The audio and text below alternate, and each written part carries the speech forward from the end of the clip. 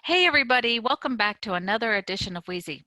So, yes, it's February, but we're going to be talking about gardening. Have you ever gone all the way back and started those seeds instead of going out to the home center and picking up the plants? Well, today I have gardening enthusiast Debbie Howard with me and her little helper, Hallie, who is the gardener in training. And they are going to show us ways to go ahead and start our seeds now so that they're ready to put into our garden back in like April and May. So let's get started with this edition of Wheezy. Hey everybody, welcome back. Welcome to my guests Debbie Howard and Hallie Nolan. They are Debbie is the gardening enthusiast and Hallie is the gardener in training. And she is learning from her grandmother the art of seed propagation. And we are going to learn from this today too. So welcome Debbie and Hallie. How are you girls today?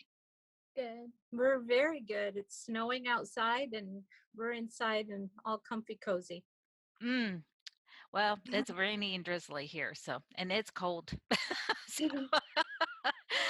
um, but anyways, so Deb, how did you get started in gardening? What has inspired you to become this very enthusiastic gardener that you are?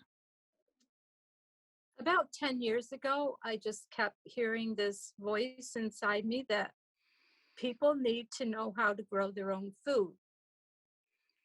So I invited some people over and I didn't know anything. And so it was kind of a disaster. So I applied to the Penn State Master Gardening Program and I was in that about 3 years. Now, most people who go to the Master Gardener program, they already know a lot. I did not know anything, but they just kept encouraging me to stay, and I did. And, I learned a lot there, but I'm no longer a master gardener, but I can plant my garden. I know all the steps to take now. And it's really just there was one man, he was not a master gardener, but he would say I'd ask him questions, he'd say to me, well, try that. And if it works, do it again. But if it doesn't work, okay, try something different. So Yeah, I that's do a really lot of it's that with my gardening too, and it's I and it goes live here on Wheezy. The mhm. trials, fails, and so I like to call those additions um, nailed it. Or not. So, Deb, today we are going to be talking about um, not plant propagation, but seed propagation. How to get those seeds started and to be successful at it. Because I know I have started seeds so many times, and I get to such a point, and then they wilt, they get too Mhm, leggy, and mhm, they never go to fruition. mhm, So mhm. what is the first thing that you think you need in order to be successful in doing this? Um, you hand me that bag of the right soil mix. You need a lightweight soil mix. And there's, you know, if you go on Pinterest or go to a university edu gardening site, they'll tell you what it is. I've tried it. I prefer to spend a little bit of money and I buy my own seed starting soil mix, and it already has everything in it that you need to start your seeds with. So Okay, that's so you don't mix your own. You just go ahead and no, buy the no, pre-mixed. yes. What is some of the other just give me a list of the materials that you need Okay. to start this. So you need the cells. I sent you pictures of that. Anyway, so you need the cells. We'll go through them later. We'll Yep. flip the Okay. camera around. So you need the seed cells. Um, you need your seeds, of course. You need popsicle sticks to identify what's planted in each cell. What else do we need, Hallie? We need water. So, Deb, um, what are we looking at here? Okay, so I bought a couple of new kind of seed starting trays this year. These actually started, they were about, I can't show you, they were about half an inch high. Okay, so these are Anyway, the but ones that you add water and they inflate? you add warm water and they fill up. Okay.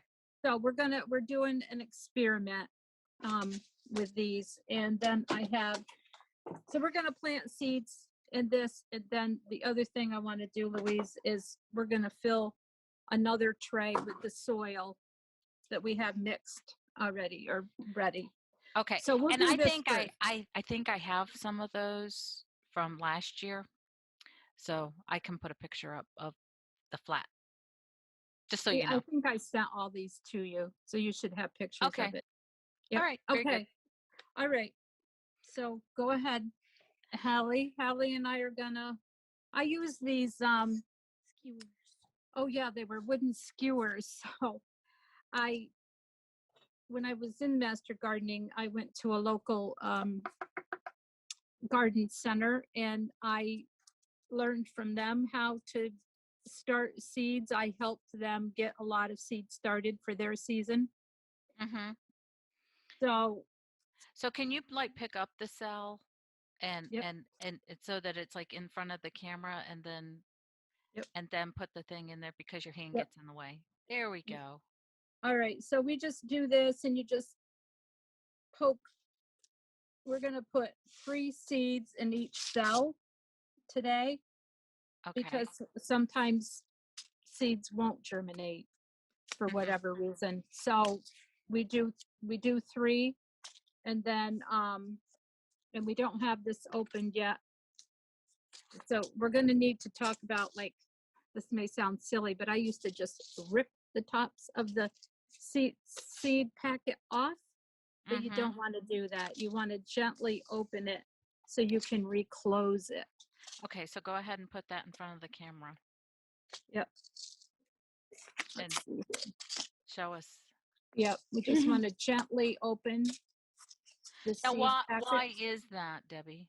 Why don't you? Well, yeah, because you may not use all the seeds, or I mean, I've had some seeds that they don't germinate at all. So you're gonna have to go back and do it over again. But So that's a protective measure usually, of keeping the seeds good. yep. Mm-hmm.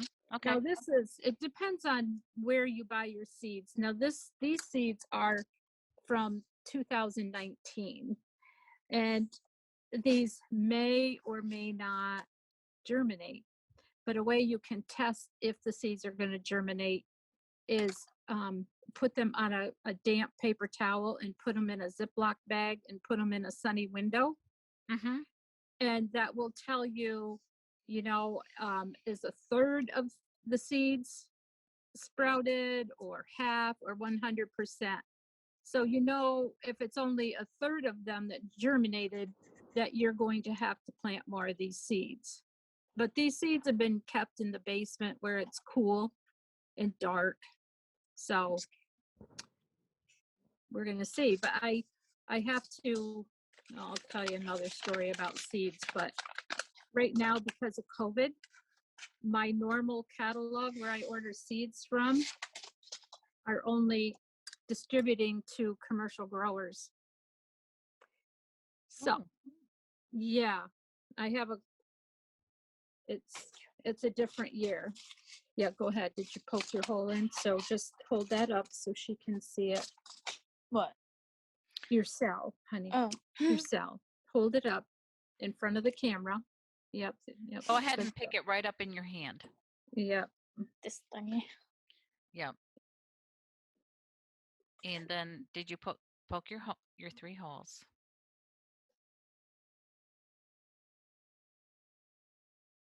Okay. And then go ahead and pop your little seed in there. And what seeds are these? These are Brussels sprouts? Nope. These are Cabbage. cabbage. Cabbage. The other thing about your seed packet is it gives you a lot of information. Um, this says sow 2 seeds per cell in a 50 or 72 cell plug flat, which we do not have, and that's okay. Um, and the seedlings should be ready to transplant in 4 to 6 weeks. And the the seeds that we start now, these are called brassicas. A cabbage is a brassica, and a Brussels sprout, and a cauliflower. And I don't have any broccoli seeds here, but as soon as your soil, and if you have to look at your growing zones. We're in zone 6 or 7. So as soon as your soil is 50 degrees, you can plant cauliflower, Brussels sprouts, cabbage, broccoli, those Don't have types to of wait for the plants. fear of frost bean. No, Oh, that's your later okay. vegetables, your tomatoes, peppers, things like that. But we're we'll be also starting some tomato plants because they take a little bit longer. Anyway, there's a whole process. So we're Yeah. just doing seed starting, so I won't go any further into that. Okay, so Okay, do you so want us to do any more of this, or do you want us to fill the other one and demonstrate that? let's just move on to the other one. Okay.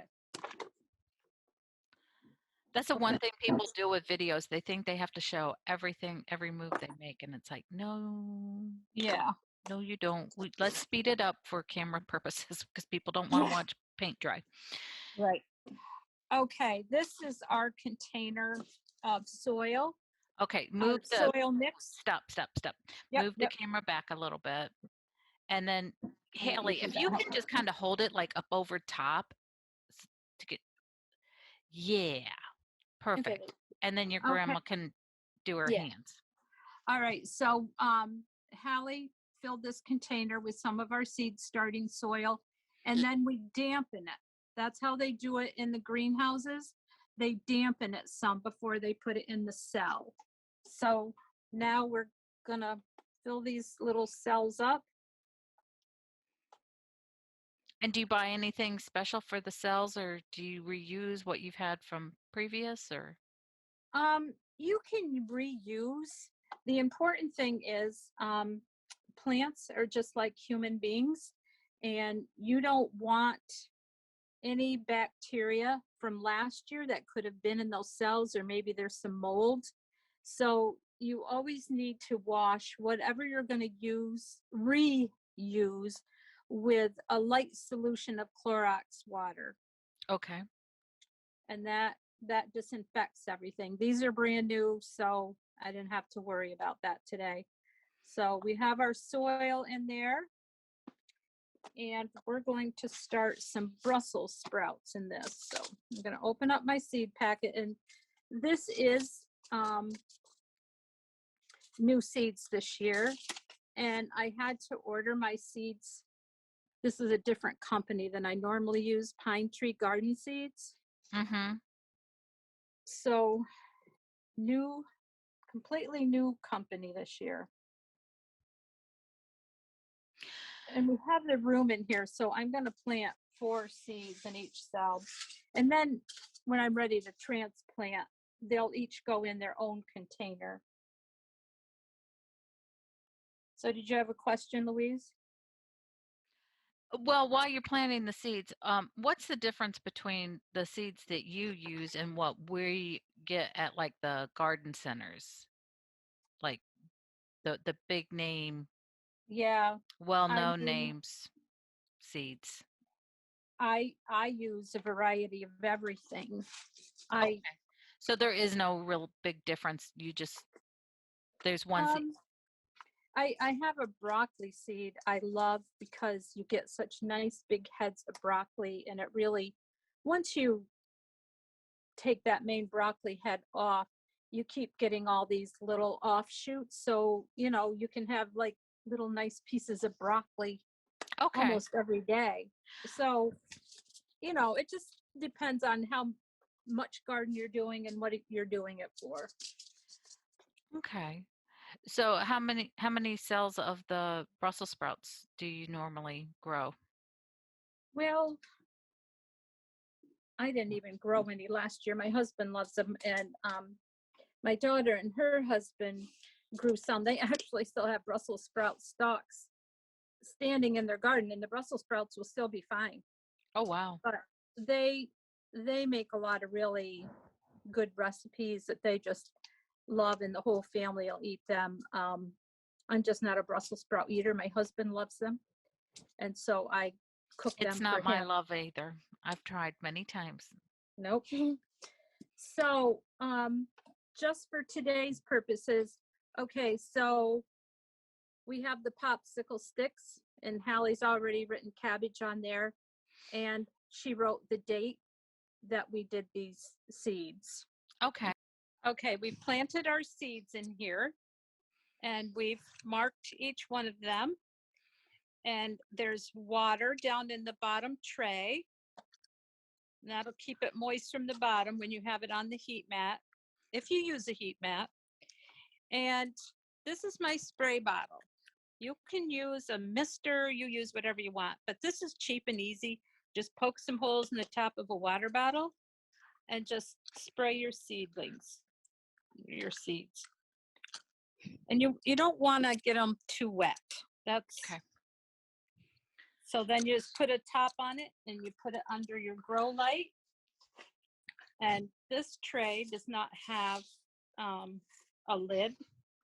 So I've never used this kind of tray before. So maybe it's not even necessary to do this, but sometimes Why we, break from procedure of what you know that works from before? yep. So it just makes it like a little rain garden in there and keeps them nice and moist, and A nice little warm hopefully we'll have, incubator for your sweet widow seeds. yep, yep. Got our timer on. We got everything all done. So, Louise, you were talking about your plants and they get leggy and so on. This is a homemade um, growing light system. And this is just a regular shop light with regular light bulbs in the shop. I don't use the The growing. ultraviolet lights or the Okay. growing lights. And you can. I mean, it depends on the person. I did try them and I just didn't use them. But the thing is you need a piece of chain, and the light should always be at 2 inches over your this pot, and then the next thing as it grows, you're going to have to move your light up, so it's always 2 inches over. But the reason that you get leggy plants is your light is too far away from your seed cells. So that's what they call leggy. They get leggy, and it's Mm-hmm. usually a very weak plant. It's not Yep, gonna that's always produce. as far as I've gotten. They've been leggy and Yeah. then they just didn't produce very well. So I have a heat mat here that I'm setting this on. And that was one of my mistakes when I first started. I didn't know that I needed a heat mat. So I I've don't never have, even heard about a heat mat for the plants. So this is I hadn't, yeah, I hadn't either. And you don't have to use a heat mat if you have a good warm place or you're just starting seeds in a sunny window, you're good to go. but you're in the colds of Pennsylvania. So yep.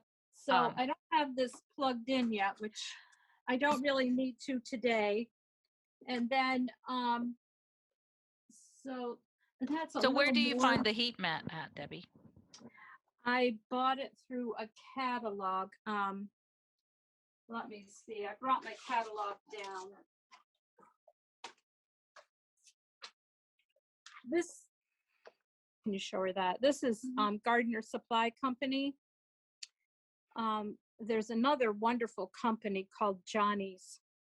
I just recommend, even though right now they're only shipping to commercial gardeners, but the Johnny's catalog has every kind of information you need about your plants, about what is disease resistant, what you need to use for different diseases. It's just a really, really good catalog. So it's a good educational resource also. It is a very good educational. I never throw a Johnny's catalog away because if there's somebody who wants to learn, that's something I always pass on to them. So I really need a little bit longer piece of chain here because this is a little more than 2 inches off, but it's fine because I'm going to have the heat mat underneath it. Now, once the seeds emerge and there's 2 leaves on it, then I'll turn the heat mat off because Okay. then you give it too much heat. And we're going to be moving my setup because you really need, your area needs to be at least 65 degrees when you're starting your own seeds. So we're going to move this to an inside wall. I just thought of that today. The other thing with your plants is they need at least 16 hours of light every day. So we have this timer on here, and this will shut the light off when it needs to be off. I don't have to come back down here and physically do it. Yeah. So you need a timer. So it helps you keep in the consistency of the Yep. time and the light in Yep. the Yep. darkness. Mm-hmm. Yep. And then I mean that's about it. You just step over here with the camera, Hallie. I want to show you. Now I have these big pieces of foil up here because this place will be packed. I will get as many cells on a mat. I actually have 3 mats, but the one is I don't have a setup for it. Anyway, because sometimes stuff gets back there, so it doesn't get quite enough light. So you just put this foil, which will reflect more light on it. They call it a foil curtain. The thing I have here, I have my garden. It's a 5-year garden journal, but we record everything that we do here. We record all of that every year. And, when we do the transplants, so you have a record to go back to, and, you can say, well, I really didn't need to leave them under the light that long, or, just, it's just for your own information, really. But it's really a seed starting plan that we'll have available, and somebody's going to get a free copy of this, right, Louise? Yeah. Well, we'll provide that information, a free PDF. Okay. Yep. So I just wanted to talk about every state, every county, every parish, whatever part of the country that you live in has a university cooperative extension office. And if you go there, they have so much literature, they can help you answer so many questions. Now, this happens to be a 4-H book, but this one, I was involved in a teaching garden, a summer camp. Kids went to the summer camp at the YMCA, and every Friday they came for 2 hours we had a teaching garden. So we were teaching children, and we actually won an award for that. As a matter of fact, it's not an easy award. Yeah, so that was several years back there. But anyway, this is a really nice book to have. If you just want to get your children involved, you want to make sure they know how to grow food. And it gives a lot of fun activities in here that you can do with your children. But if you go to your own county extension office, you can get one of those. Okay. Good information, good resources. That might help some of us understand better too when it's put into simpler terms. Okay, so the thing about gardening is there are many, many layers to learning, and you just you get the best information you can, and you start there, and try to find other gardeners and, go and ask them your questions. And since COVID, everything has changed, but master gardeners do a variety of workshops all summer long. I think they're once a month.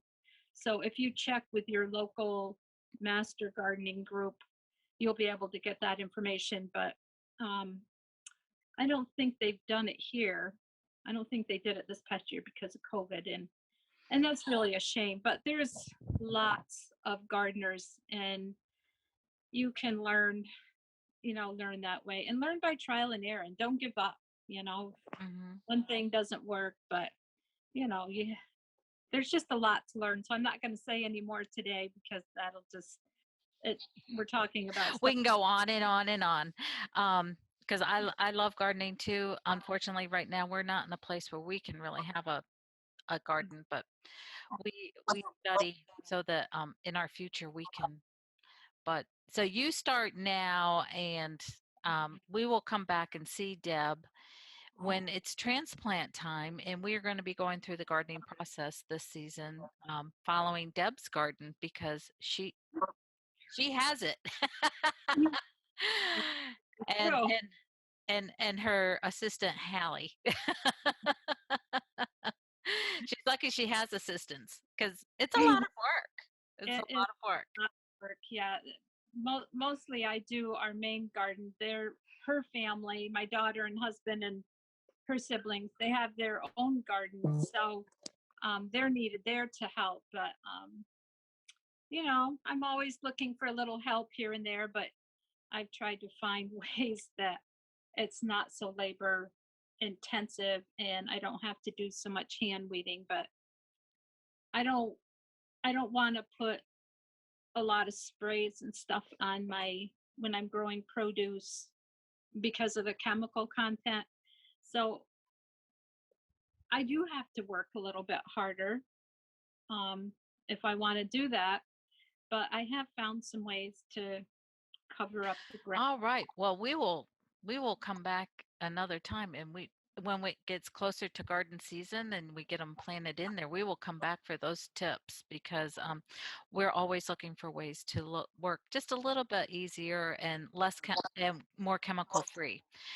So, Deb and Hallie, it's been a pleasure to talk to you today, and keep keep us with pictures of progress, and then we'll come back, and when it's time to transplant, we will go through the transplant process. So, everybody, I hope you found this information helpful. And like Deb said, we have a free PDF to give to you. Um, and I will let you know how to do that in the comments. Talk to you soon. Bye. Bye.